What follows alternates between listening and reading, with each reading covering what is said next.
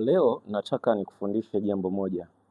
Unawezaje kuongea na mizimu ya upande wa kwenu, upande wa baba yako, lakini pia unaweza ukaongea na mizimu hata upande wa mama yako. Hii yote ni kwa sababu ya kukupa nguvu katika mafanikio na maendeleo. Unawezaje kuinuka katika biashara yako, lakini mbili au tatu zaidi ni lazima ushirikishe asili ya kwenu.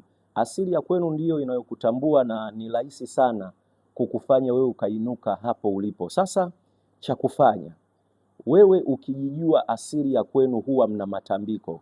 Kuna vitu ambavyo unatakiwa uvifanye. Hii ni kwa asili ya jamii yote ya Kiafrika. Unaweza ukafanya hivi. Unapotaka kuomba mizimu ya kwenu, hakikisha kwamba kwenu kulikuwa kuna asili ya namna gani katika matambiko. Je, walikuwa wana asili ya kuchinja, au walikuwa na asili ya pombe ya kienyeji, au walikuwa na asili ya ugoro, au walikuwa na asili ya alizzi, au walikuwa na asili ya kufanya ngoma. Ukishaijua asili hiyo, unaweza ukafanya jambo ambalo ni simple kwa asili yoyote, ili mradi wewe ufanikiwe. Unaweza ukaandaa sherehe kidogo, ukaandaa kama ni mbuzi mweupe kabisa, lakini mbuzi yule anakuwa kwa manuizi.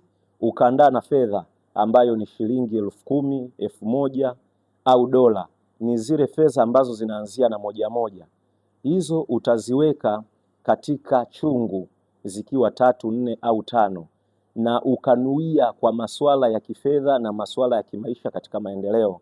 Utamchinja yule mbuzi, lakini pia kama kwenu kuna asili ya asali, lazima asali iwepo.